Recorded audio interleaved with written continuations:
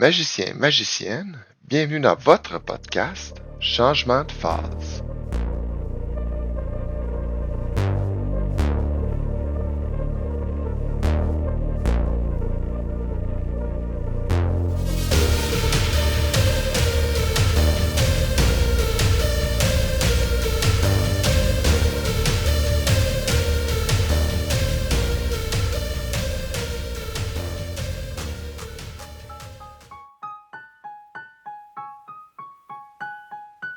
Bonsoir et bienvenue dans cette deuxième édition de votre podcast Changement de phase.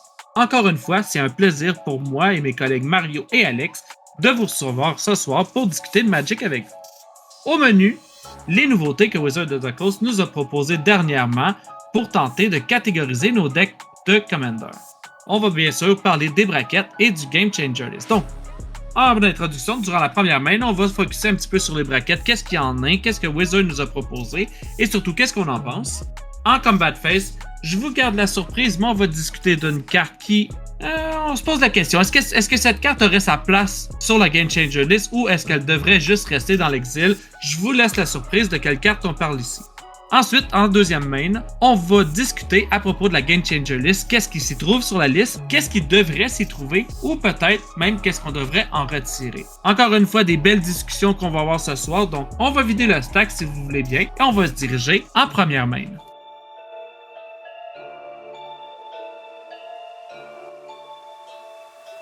Magiciens, magiciennes, bienvenue dans votre première main.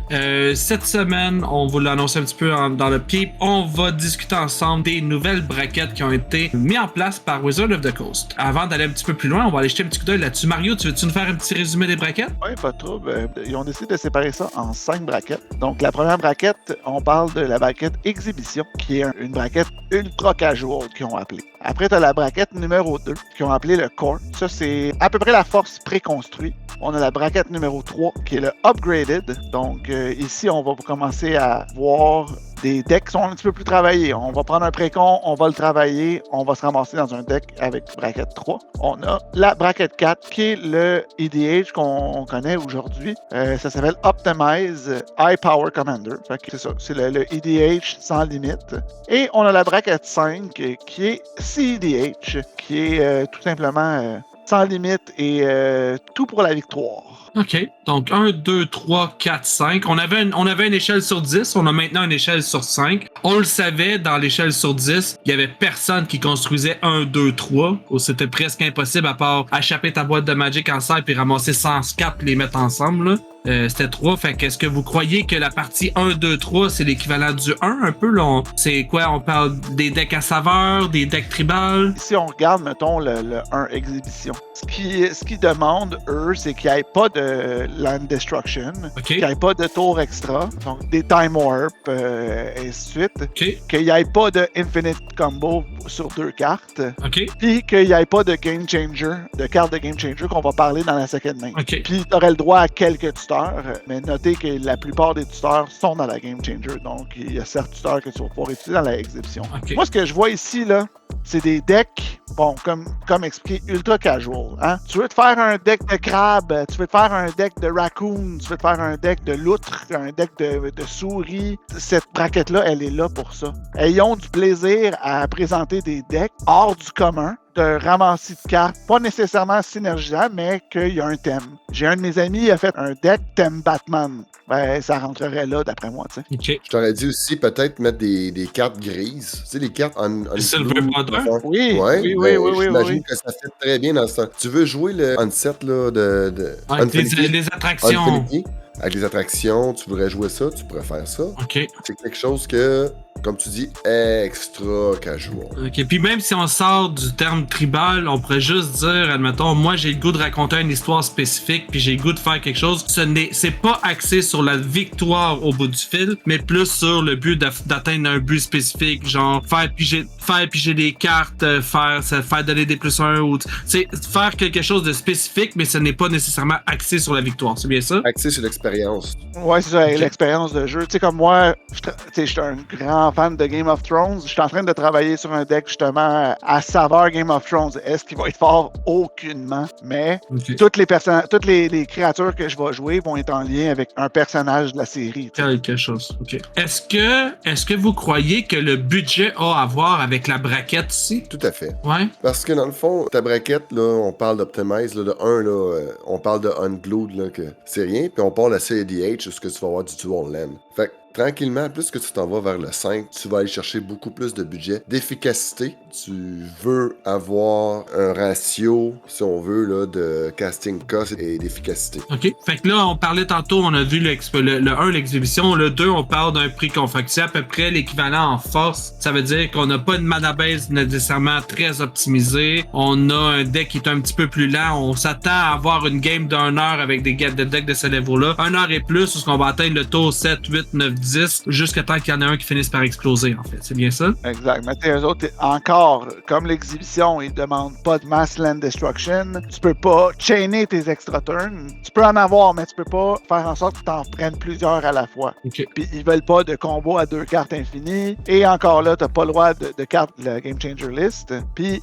encore, t'as le droit à certains tuteurs. Ce qui est quand même intéressant, c'est qu'ils disent, bon, c'est préconstruit, mais il y a certains préconstruits qui ont des cartes de la Game Changer List dedans. Mais encore là, je pense que n'importe quel précon pourrait gagner contre n'importe quel précon. Oui, il y a certains précons qui sont plus forts que d'autres, mais je pense que ça se rapproche quand même.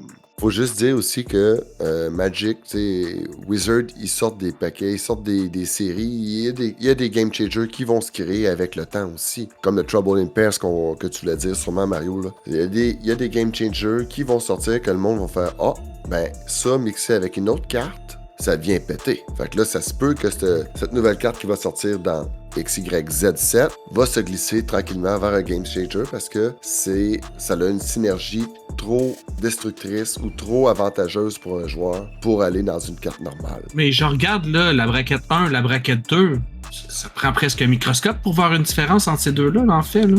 Est-ce qu'il n'y avait pas place à juste compresser ça dans une simple braquette puis dire précon et moins ou Non, parce que c'est ça, le précon, il est quand même conçu pour être plus ou moins synergisé. Il y a une ligne de pensée dedans. Exact. Tandis que dans l'exhibition, c'est un thème. Les souris, ben, il y en a pas tant de souris. Fait que tu vas mettre à peu près les meilleurs, puis tu vas t'arranger avec ça pour faire ton deck. Tandis que les précons, quand un précon sort, la plupart des cartes sont synergisées avec le commandant. Okay. Beaucoup plus qu'avant. Ouais, ben, j'en venais justement à ça. Si on regarde le 2, le core, est-ce que vous mettez toutes les précons de la collection, parce qu'il y en a 128 précons qui ont été sortis par Wizard of the Coast. Est-ce que vous placez tous les précons sur le même pied d'égalité ici? Non, moi, je ne les placerai pas sur le même pied d'égalité. Je dis ça, je m'explique pourquoi. Faut dire que les précons qui ont été sortis, les premiers précons qui ont été sortis, n'ont pas la même puissance que les précons qui sortent maintenant. C'est un peu plus éparpillé dans le temps.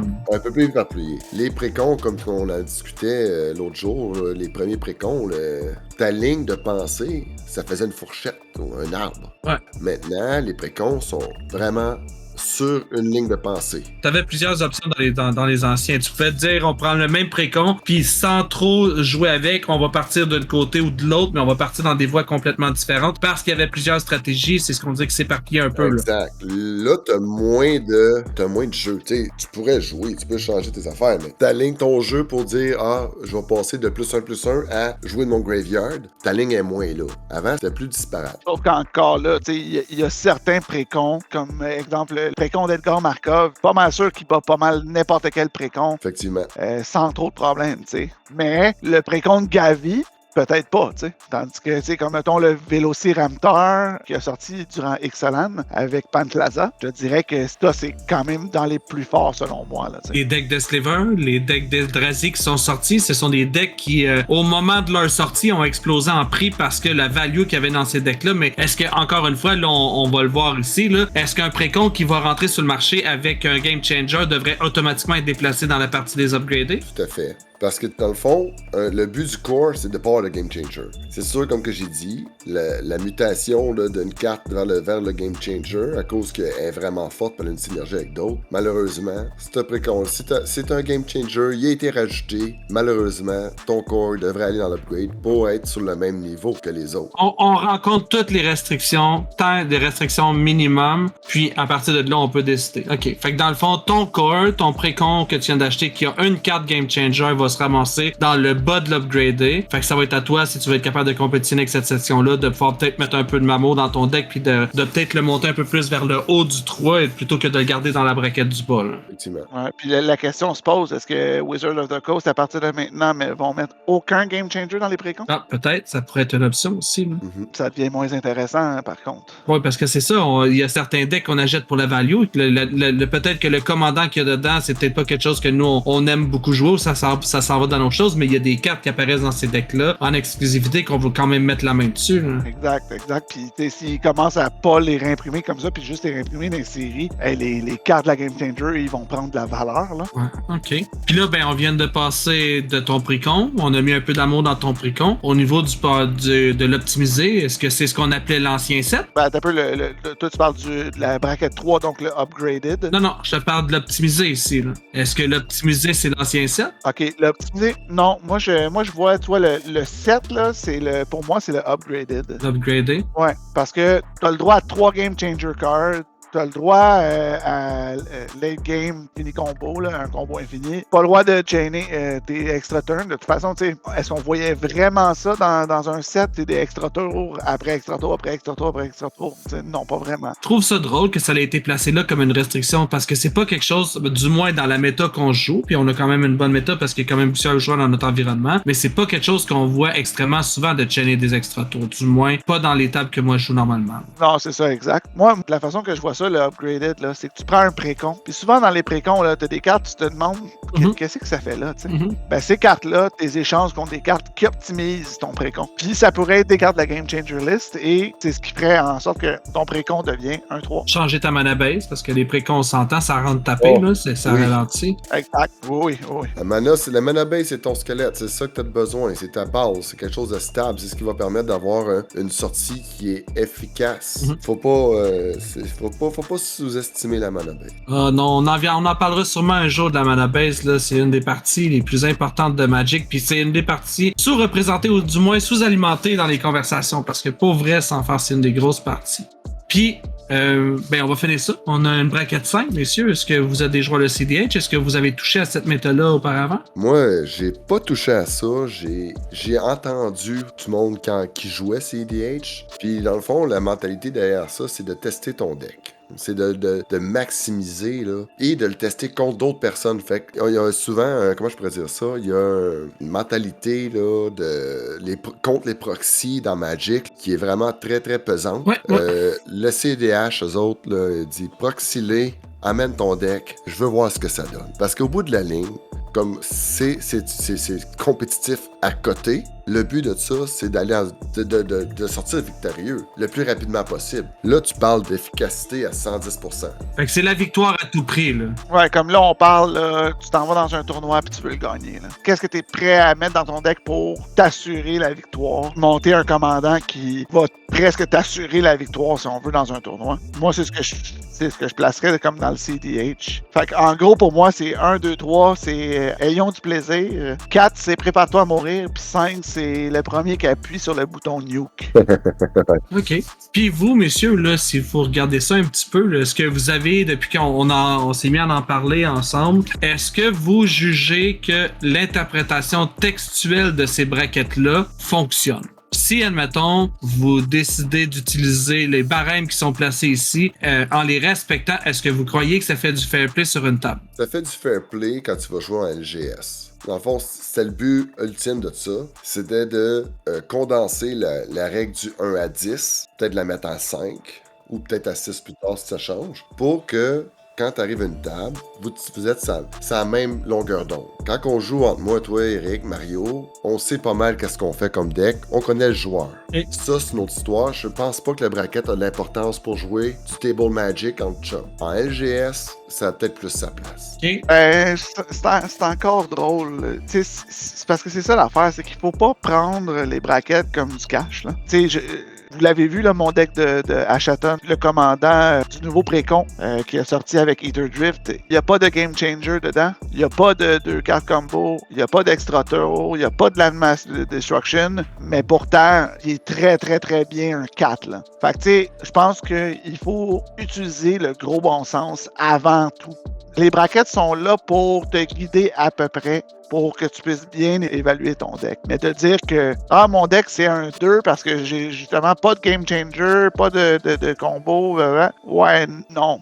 T'sais, un Edgar Markov optimisé, même si t'as pas de game changer, ça va être un 4 quand même. Là. Parce qu'il reste une question d'honnêteté ici, dans le fond. Là. Parce exact. que, tu sais, si on regarde le 2, dans le fond, puis on l'a surtout entendu de la bouche directe de Gavin, dans le fond, l'essence des brackets, il faut garder aussi l'essence du deck. Parce que ton deck qui peut être textuellement un 2, qu'on dit d'un level précon, parce qu'on rencontre les prérequis qui sont là, mais si ton deck, tu l'as mis, chacune des slots qui sont là, ça peut ne pas être des game changers, ça peut ne pas être de tutor, on peut ne pas faire aucun combo, on peut rencontrer chacune de ces restrictions-là, mais s'assurer d'avoir un deck optimisé à 100% qui peut nous assurer une victoire sur une table vraiment de plus haut level, mais pourtant, sur papier, c'est un core. Fait que moi, je pense vraiment, le système de bracket, ça a ses boundaries tant qu'on va rester dans l'honnêteté, puis qu'on continue d'avoir la règle 0, je pense, en début de partie, que ce soit en LGS ou sur table, je pense que la règle 0, ça reste une des parties les plus importantes en s'assoyant à une table, je crois. Hein? Tout à fait. Faut pas oublier que ça va rester aussi, c'est pour l'instant, c'est en bêta, là. Ça peut changer, on va voir les fluctuations. Est-ce qu'ils vont racheter d'autres choses? Est-ce qu'ils vont mettre des contraintes de plus? Mais ça, c'est tout quelque chose qui est encore à la naissance. Justement, tu sais, comme Gavin, il parlait qu'en avril, ils vont revoir la ban puis la restrict list.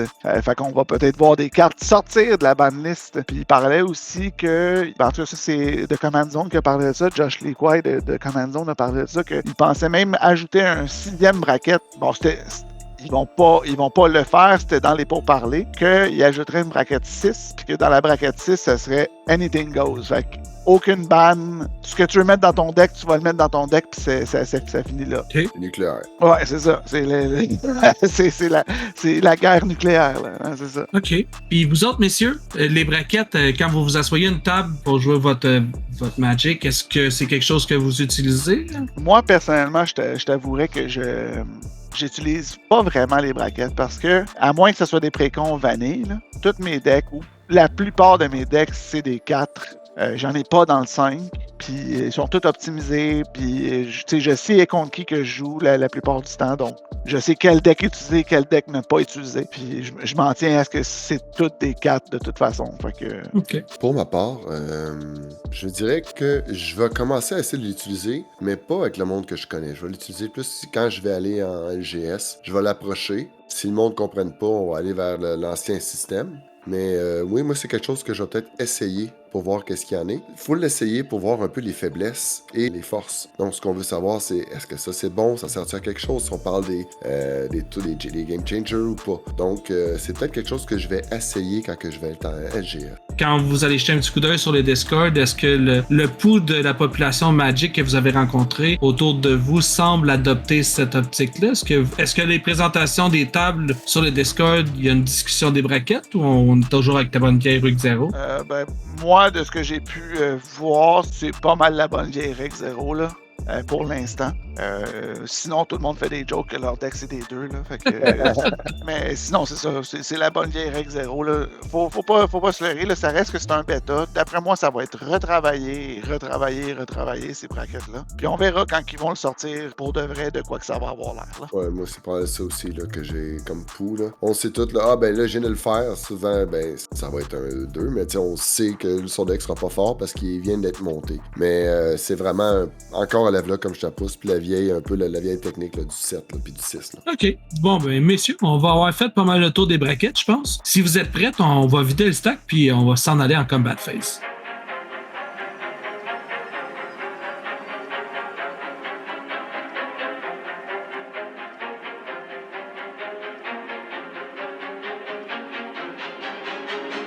Magiciens et magiciennes, bienvenue dans votre Combat Phase. Aujourd'hui, avec les sujets qu'on a choisis, les brackets, les Game Changers, on n'avait pas le choix d'aller jeter un petit coup d'œil sur la bad list. Puis, quelle carte infâme on avait à discuter ensemble, le Dockside Extorsionniste. Infâme. Pas tant que ça, là, come on. Ben, c'est quand même une grosse carte du dernier ban qui est arrivé. C'est une carte, moi, à mon avis, qui est sortie out of nowhere. On le savait que le Dockside, c'était une carte super puissante, mais je pense que personne ne l'a vu venir de ce ban-là. De votre côté, à vous, messieurs, qu'est-ce que vous en pensez, le Dockside? Est-ce que vous croyez que ça devrait retrouver la place sur la Game Changer list ou on sort ça complètement de nos decks? Game Changer list pour moi, c'est sûr. Ouais, je dirais qu'on garde ça banni puis on essaie de toutes les brûler.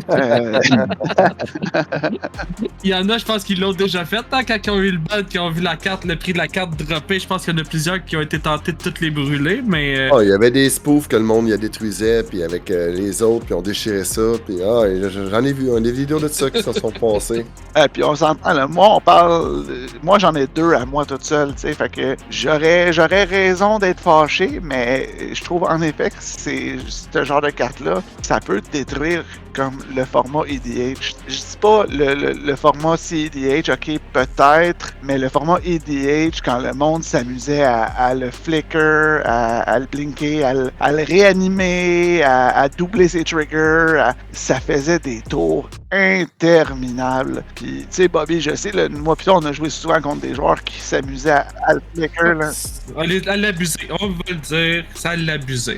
Ça s'abuse pareil, mais ça se gère aussi. Tu sais, je veux dire, il y a beaucoup de cartes qui perdent. Mettons, là, je te donne un, là, c'est le Displacer Kitten. Ça peut aussi, là, ça peut devenir abusif, là, mais c'est très gérable pareil, là. C'est une 1-2, ça n'a pas vraiment beaucoup de force. Il y a moyen de remover ça. Tout le monde autour de la table, dans un deck blanc ou dans n'importe quel deck, on dit removal. Fait, oui, elle est puissante dans le bon ATB, mais elle est très, très vulnérable. C'est vrai. Ouais, mais l'affaire qui arrive souvent, c'est que par le temps que tu gères cette carte-là, les dommages sont faits. Les dommages sont faits. Ben, comme dans n'importe quoi, c'est sûr. Si tu gères pas un Mothering Tide, c'est sûr qu'il va faire du dommage aussi. Mais faut que tu te dises une chose, que c'est le reflet des artefacts puis des enchantements. Si au début de game, il n'y a pas d'impact tant que ça. Il y en a un petit peu, mais pas tant que ça. T'as des cartes comme... Le Sphinx. Oui. Le Sphinx, c'est quand ça fait un tour de table, tu sais que tu viens de pogner un avantage, là. C'est ça, exactement. C'est ça. Le Tishana Tidebender, il va t'enlever ça, là. Il y a plein de petites réponses. La liste est longue, Troubles and Pairs, tu sais, toutes des cartes qui sont c'est vraiment... toutes des cartes qui pourraient aller dans le Game Changer. Comme tu dis, CEDH, je pense qu'on s'assinera pas trop là-dessus, là, Mario, mais... dans un Game Changer, il y a quand même 3 Game Changers là, pour le Bracket 3. Là. Fait que ça peut, si t'en mets une. Mais on s'entend-tu que lors du ban du Dockside, la méta de CEDH a complètement changé parce qu'il y a des decks qui comptaient sur le fait que les autres avaient un Dockside, même s'ils ne l'avaient pas dans leur deck pour être capable de l'utiliser avec les clones, des choses comme ça. Il y a une grosse partie de toute la méta de CEDH qui a mangé une claque lorsque le Dockside est parti. Côté ADH, je pense que si on le laisse dans la section où ce que on est dans les decks optimisés, je pense qu'il y a des threats qui sont encore pires que ça, qui sont encore dans la game de Magic. Bon, il n'y aura pas dans le stack, là, mais oui, il y a des threats qui sont un peu... Parce que le CDH, c'est très rapide aussi, là. Tu sais, au 3-4. En s'assisant à une table et en disant à ses amis, on joue à Magic ce soir, puis les amis, tu sais, on n'est pas des joueurs de CDH, mais all out, on y va, sortez vos gros decks, on est là pour se tapocher. Ben, un Dockside va être parmi tant d'autres cartes, tu sais. Ben, tu vois, à la limite, acceptez-le dans la braquette CDH, puis dans la braquette 6, ils veulent la faire, la braquette 6, tu sais, qu'on a parlé plus tôt, là. En bas de ça, moi, je bannirais ça parce que c'est une carte qui est trop facilement abusable. Puis, ça fait en sorte que, habituellement, quand il y a quelqu'un qui va abuser cette carte-là, les 3 autres vont ou se couper ou avoir un mauvais temps, là. Vraiment un mauvais temps, ce qui va déplaire à l'expérience de jeu. Ben, déplaire. Ça va porter exactement le nom que ça a. C'est un game changer. La journée qu'il y en a un qui le sort, à ce moment-là, ça va avoir un impact majeur sur la game. Est-ce que ça condamne la game? Est-ce que ça... Je ne le crois pas. Là, c'est une manière toute... S'il y a des réponses pour toutes, ben, il devrait avoir une réponse pour ça aussi. Moi, je pense que ça... Dans la section haute de casual, là, dans la section de on se tapoche avec des gros decks, moi, je trouve qu'il y aurait sa place, là. Ouais, il y aurait sa place, là. Mais en bas des decks plus petits formats, je crois pas que ça... Dans un bracket 3, on peut peut-tu avoir des Game Changers, si je me souviens bien? Oui, hein? Pas droit à 3. C'est ça. 3 Game Changers. Tu sais, tu dis que dans un bracket 3, même là, c'est rough, tu sais. Ben, c'est ça. C'est pour ça, moi, je dirais, regarde, mettez ça dans le CDH. Puis dans la bracket 6, vous en faites un jour. Une qui est n'importe quoi, là. Tout est permis. Tous les coups sont permis. Exact. Ok, ben, in, out, le Dockside, on a pas mal toute une opinion là-dessus. On voit qu'il y a des gens que Mario est un petit peu plus non du tout. Moi puis Alex un petit peu plus. Fait que vous autres, le Dockside, c'est in ou c'est out? Donnez-nous ça dans les commentaires. Ça va nous faire plaisir de vous lire. Puis on va pouvoir en discuter là-dessus aussi. On se rejoint en second main.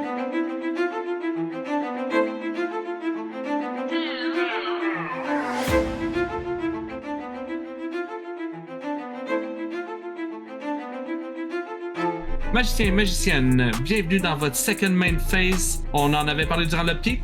Dans votre second main, on va aller jeter un petit coup d'œil sur les Game Changers, la liste des cartes qui ont été mises en place par Wizard of the Coast dernièrement. Donc, pour commencer, si vous voulez, on va aller faire un petit résumé de chacune des couleurs ensemble. On va aller jeter un petit coup d'œil. Alex, si tu voulais commencer ça, on commence avec les blancs, je pense? On va commencer avec les blancs. Alors, on va commencer par le Dranit Magistrate, Enlightened Tutor, Serra's Sanctum, Smoldering Tide, Trouble in Pairs. En bleu, on va commencer avec le Cyclonic Rift, avec Expropriate. On a Force of Will. On a Fierce Guardianship. On a Rhystic Study. On a Thassa Oracle. On a Urza Lord-Eyed Artificer. On a le Mystical Tutor. Puis on a l'infâme Jin Jitaxias Core Augure. Carte noire, on a Bolas's Citadel, Demonic Tutor, Imperial Seal, Opposition Agent, Tergrid God of Fright, Vampiric Tutor, Ad Nauseam. Pour le rouge, on a Jeska's Will, Underworld Breach. Et le vert, on a Survival of the Fittest, Vorinclex, Voice of Hunger, Gaius Cradle. En multicouleur, ils en ont donné quelques-unes aussi, principalement des créatures. Donc, on a Kinan Bunder Prodigy. On a Yuriko de Tiger Shadow. On a Winota, Joiner of Forces. Puis on a Grand Arbiteur Augustin 4. Maintenant, pour les colorless, on a Ancient Tomb, Chrome Mox, The One Ring, The Tabernacle at Pendrell Vale, Trinisphere, Grim Monolith, Lion's Eye Diamond, Mox Diamond, Mana Vault, Glacial Chasm. Wow, c'est une belle liste, hein? On se le cachera pas. Il y a du power creep dans cette liste-là, ça c'est sûr et certain. Maintenant, quand on regarde cette liste-là, première chose qui me saute aux yeux, il me semble qu'il y a des couleurs qui sont surreprésentées, puis il me semble qu'il y a des couleurs qui sont sous-représentées. Qu'est-ce que vous en pensez, vous autres? Il me semble qu'il reste des cartes en bleu qu'on peut pas jouer? On peut voir un petit peu qu'est-ce qui a attiré les cartes vers la Game Changers list. Là. C'est sûr que le taux de sel que la carte dégage est très présent. Fait que, mettons, Dranit Magistrate, Expropriate, Tergrid God of Fright, Vorinclex Voice of Hunger, Yuriko de Tiger Shadow, Grand Arbiteur Augustin 4, etc. C'est des cartes qui attirent beaucoup de haine, beaucoup de sel. C'est des cartes qui sont très hautes sur la salt list. Donc, c'est ce qui leur a mérité un game changer. OK. Mais si tu regardes ça rapidement, dans le fond, là, toutes les cartes que tu viens de nommer, est-ce qu'on va dire que ça prend d'être du Stax pour être sa Game Changer list? Est-ce que c'est les cartes de Stax principalement qui ont été mis là? Parce que presque tout ce que tu m'as nommé, c'est du gros Stax, là. Ouais, mais je pense qu'il y a pas juste ça. Je pense qu'il y a aussi beaucoup le mana advantage puis le card advantage. Ah ouais, dans le colorless, hein? Ouais, fait que dans le colorless, sur le mana advantage avec les Ancient Tomb, le Chrome Mox, le Grim Monolith, Lion's Eye Diamond. Il y a aussi là, le fait que tu peux aller dans un combo facile là, avec Jeska's Will et Underworld Breach, qui peut être devenu pété aussi. Ouais. Les combos faciles, tu sais, je veux dire, Vampiric Tutor puis Demonic Tutor, c'est facile d'aller tutorer ton combo avec ces deux cartes-là. Smothering Tide, Serra's Sanctum, c'est des cartes qui qui vont te donner tellement de mana, ça peut changer en effet la partie.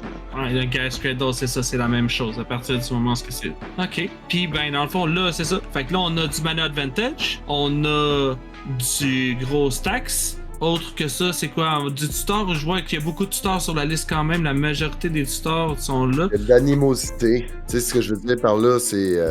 quand on parle de... Tu parles de Salt, là, mais moi, juste Tergrid, God of Fright, là. Si tu joues contre ça, tu peux jouer une fois de temps en temps contre, mais quand tu joues, là, c'est pesant, puis c'est long, puis c'est lourd, là. C'est très lourd. Fait que ça développe une animosité vraiment, là, sur la table, là. Ça rend l'ambiance qui est moins plaisante. OK. Ces cartes-là, est-ce que vous croyez que c'est là dans le but de les... ou pas de les bannir, là, mais de les limiter en accès en tant que commandant? Ou est-ce que ces cartes-là, dans le 99, ont autant d'impact? Ben, en fait, tu sais, comme Tergrid, bon, dans le 99, je pense que ça serait acceptable.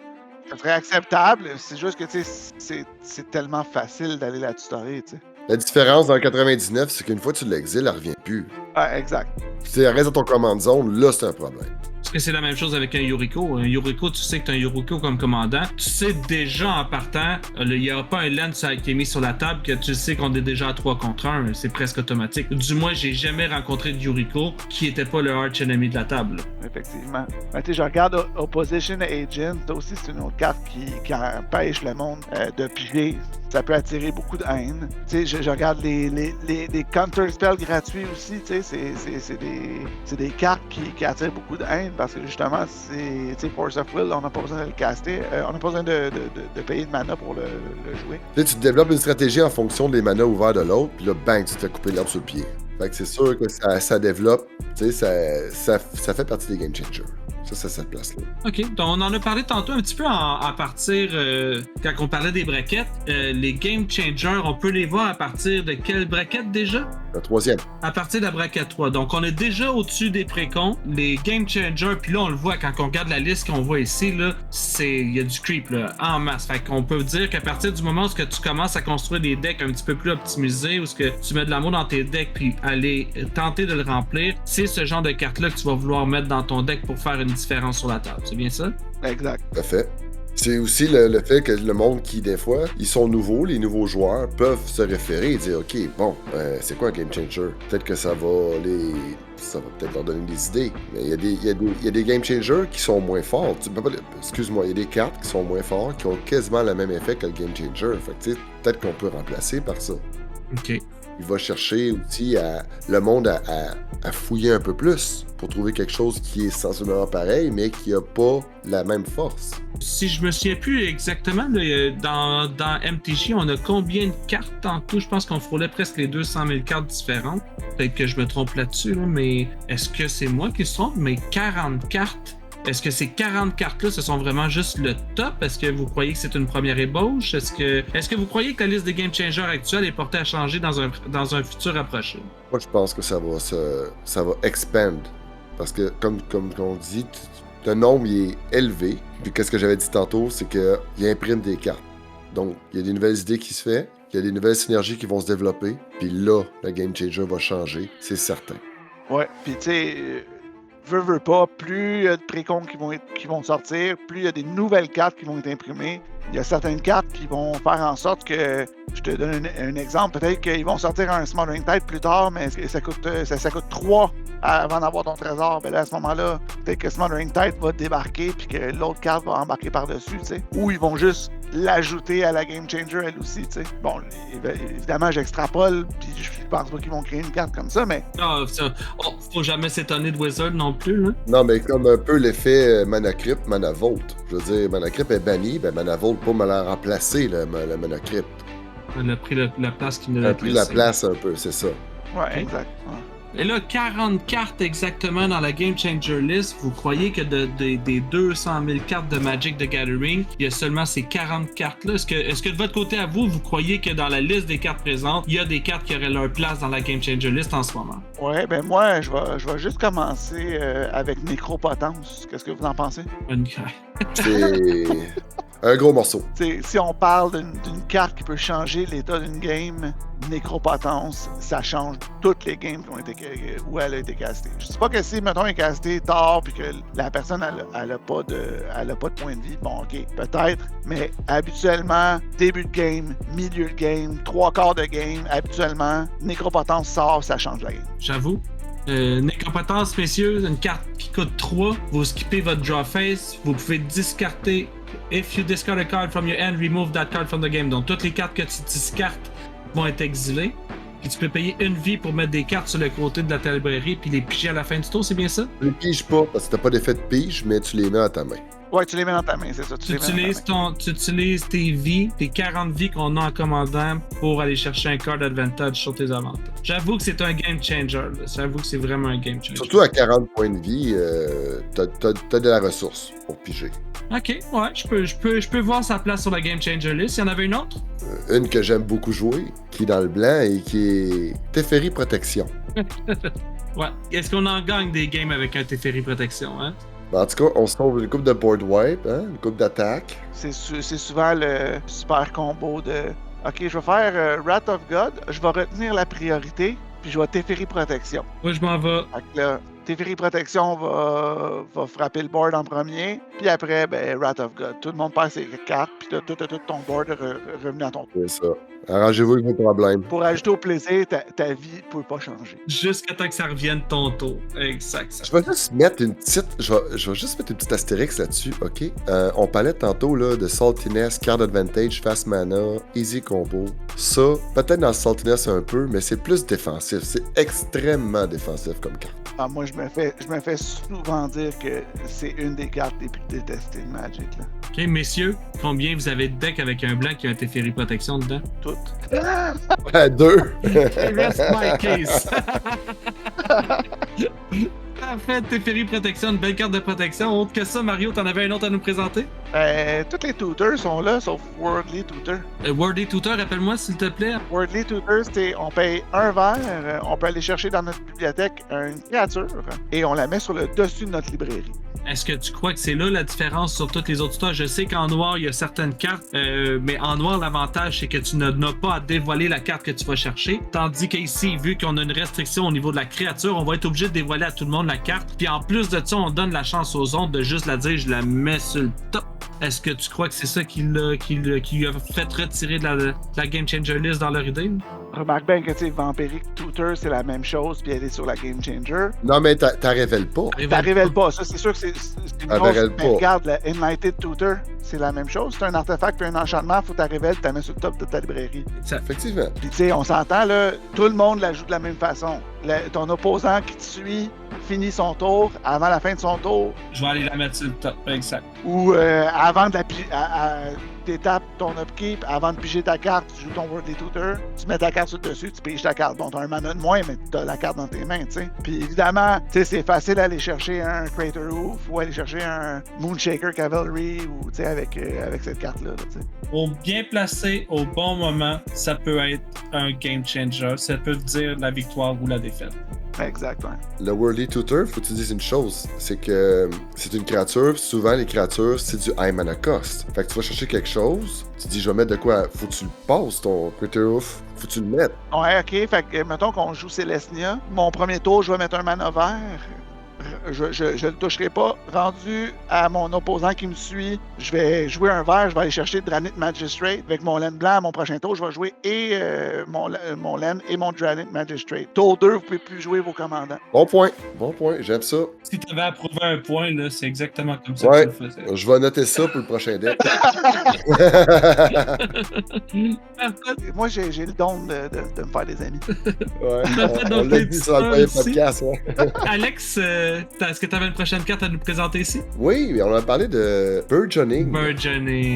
Whenever an opponent play a land, you may put a land card from your hand onto the battlefield pour un enchantement. Ça n'a pas rapport, ça. C'est fort, là.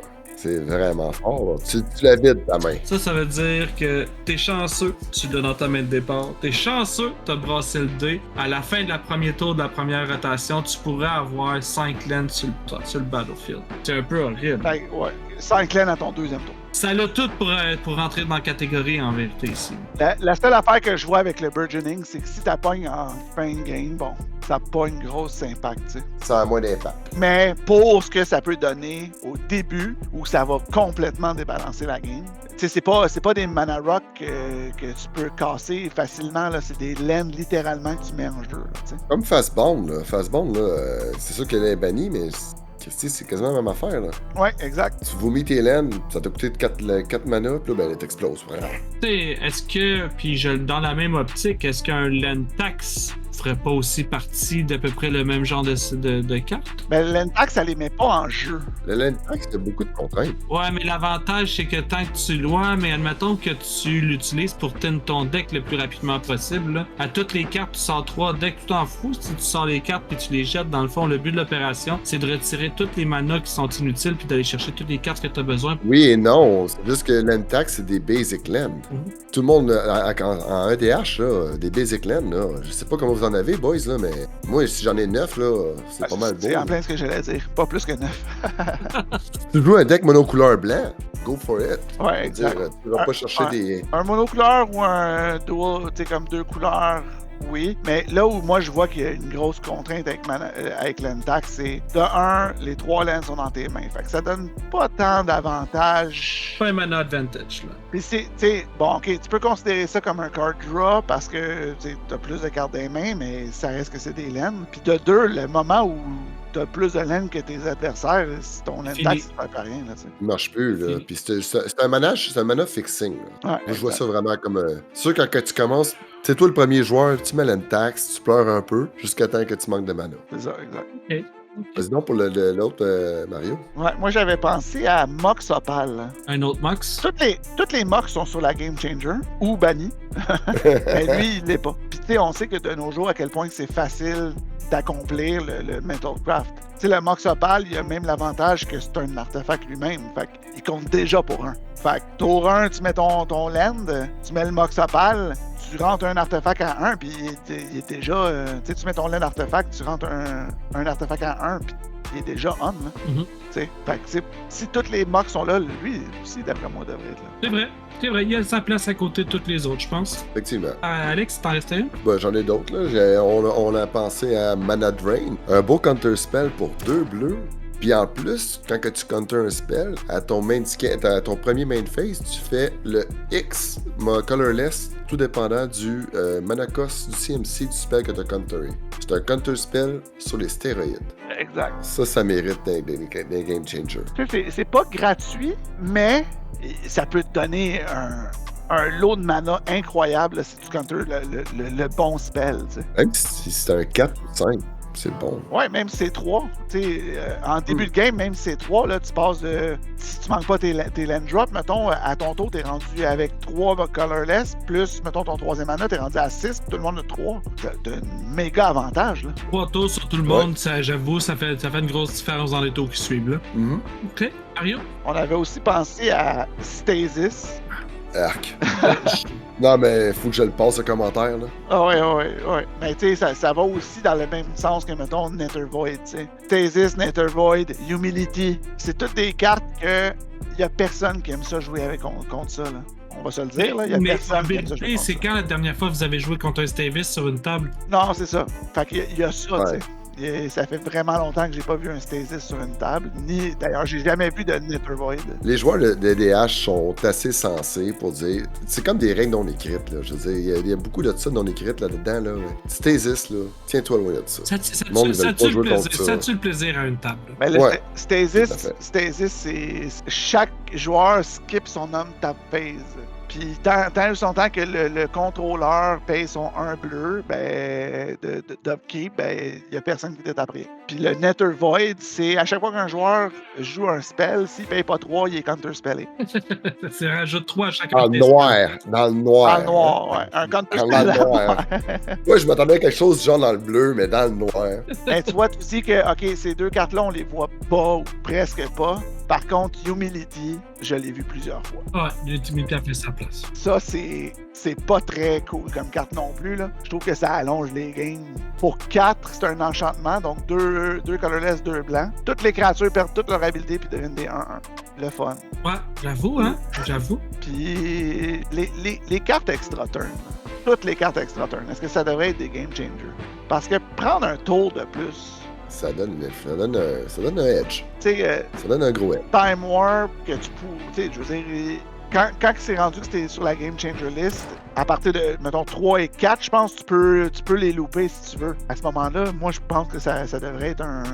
Les extra turns devraient tomber sur la Game Changer. Ah, mais les extra turns, ça se veut dire que, mettons, dans la bracket numéro 2, où ce qu'on ne peut pas chainer les extra turns, on pourrait pas les jouer parce que ce serait des game changers. Exact. OK. Ben, justement, mon point, tu sais. Tu veux pas de ça dans des précons, là, tu sais. Ouais, j'avoue. Il y a peut-être une petite parenthèse qu'on a oublié de faire, là, le fameux, écoute, c'est une carte que j'adorais au début, Farewell. Oh! Hein? On a oublié Farewell, là. Ah non, on l'a pas oublié, moi je l'ai juste complètement erasé de mon cerveau. Carte que je déteste. Ouais. Bobby, il a enlevé de ses cartes, mais il a enlevé de ses decks, il m'a dit, man, je joue plus ça.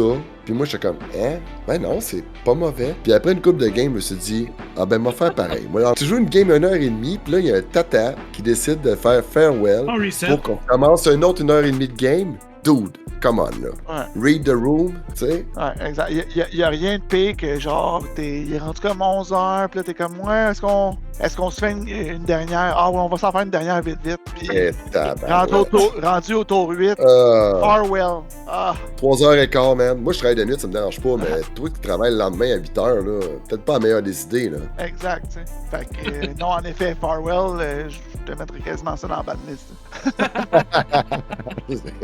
Ça a suggéré. Je suis complètement d'accord avec ce statement-là. Hein, vous savez, moi, Farewell, cette carte-là, on pourrait la brûler. OK, messieurs. Ensuite, si on regarde un petit coup d'œil là-dessus rapidement, parce que le temps file rapidement, on a vu des cartes qui ont été déplacées. Parce que là, ce qu'on a bien compris, là, c'est que la Game Changer List va devenir une espèce de zone tampon entre les cartes de la collection, avant d'avoir un break complet pour dire on va bannir une carte. Donc, on ferait la tentative de déplacer la carte vers le Game Changer List et après ça, l'évaluer. Et si la carte reste encore cancer pour la méta ou si ça devient trop difficile à jouer dans la méta, on va juste à ce moment-là la bannir. Est-ce que vous croyez qu'avec la mise en place de la Game Changer List, il y a des cartes de la zone bannie qui risquent de déplacer vers les Game Changers? Moi, je pense que oui. Ouais. Est-ce que vous croyez que le dernier ban va avoir un impact? Est-ce qu'on risque de revoir Dockside? Est-ce qu'on risque de revoir la mana crypt?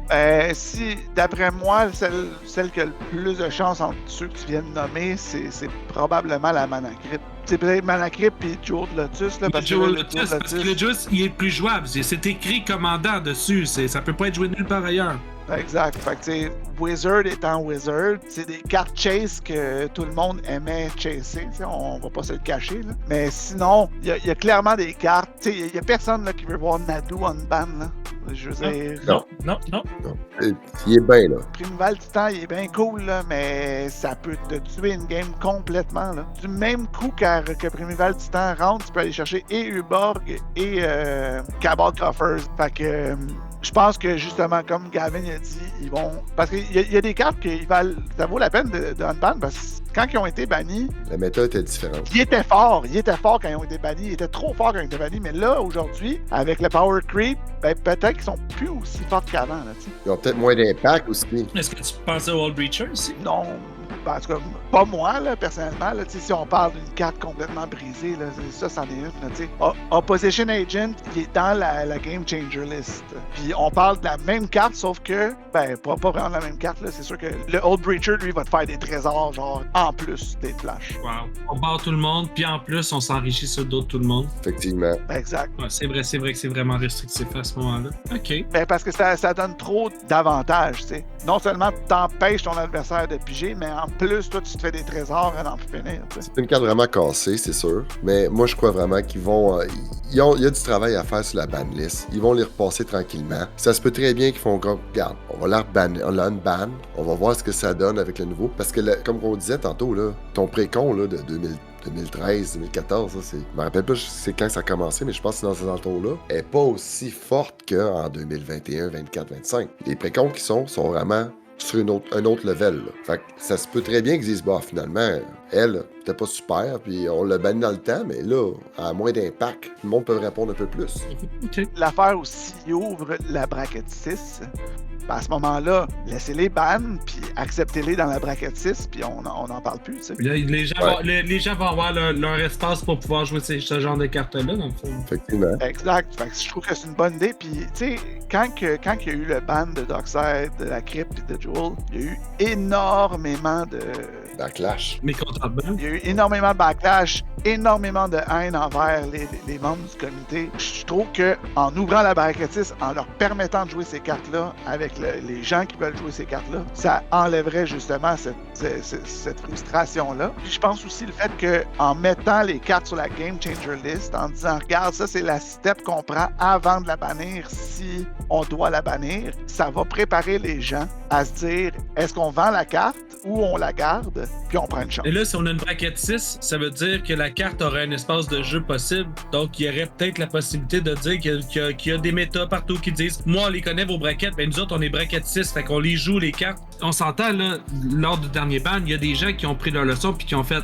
T'sais, j'en ai un des gars avec nous autres sur le serveur et je pense qu'il y avait au-dessus de 3000$ de cartes qui ont disparu, qui ont brûlé instantanément l'espace d'une décision. Cette demande-là, ils ont été échaudés, puis ils se sont dit, moi, Magic, c'est moins intéressant parce que je peux plus investir là-dedans. Si on met une bracket 6, où est-ce qu'il y a un espace de jeu pour chaque carte de la collection, où est-ce que le marché peut se développer pour qu'on puisse échanger ces cartes-là, ben je pense que tout le monde y trouverait son compte en plus. Tu viens de le dire, là, le marché va se développer. Là. Ça, dans le fond, là, si tu te permets, Mario, Wizard of the Coast, c'est une entreprise à but lucratif, OK? Fait que si, je te dis pas que c'est ça qu'ils vont faire, mais moi, j'ouvrirai une bracket 6, all out, je vais t'en printer des cartes un peu avec des special guests, tu vas t'en printer une fois de temps en temps, tu vas acheter des paquets, tu vas acheter des collectors, moi je vais faire du cash. C'est ce que je pense qu'ils vont faire, ils sont très très axés là-dessus, là, on le voit, là, les prix montent, là, ben, la sortie de Final Fantasy, les prix c'est des prix premium, c'est fou, là, c'est rendu cassé. Là. Wow. Donc, ce qu'on sort de tout ça, messieurs, si on avait à conclure cette conversation-là, c'est qu'en ce moment, encore une fois, pareil comme les brackets, on est dans une bêta, c'est une première esquisse de ce qu'on nous a présenté ici, puis peut-être de ce que le futur va pouvoir ressembler un petit peu. C'est du travail qui est en chemin,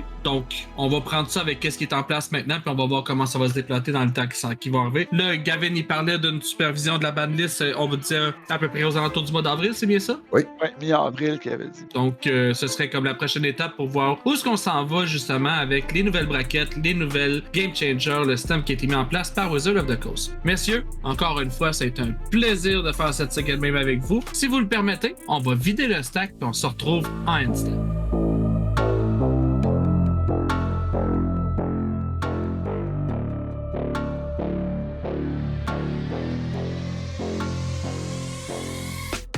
Magicien, magicienne, on est en fin de tour. Il est maintenant temps de vider le stack. Ça a été un plaisir de partager ce premier épisode avec chacun de mes collègues ici. On voulait prendre ce petit instant pour vous remercier tous et chacun de vous être joints à cette belle aventure. On vous invite aussi, si vous le voulez bien, à juste mettre un petit abonnement, que ce soit sur YouTube ou sur Spotify. Ça va nous encourager à continuer. Vous serez aussi de cette manière-là notifié lorsque les prochains épisodes vont être disponibles. N'oubliez pas de nous laisser un commentaire sous la vidéo. Dites-nous ce qui a retenu votre attention durant ce podcast. Vous pouvez aussi rejoindre le serveur Discord de Spelltable QC, une communauté Magic 100% québécoise.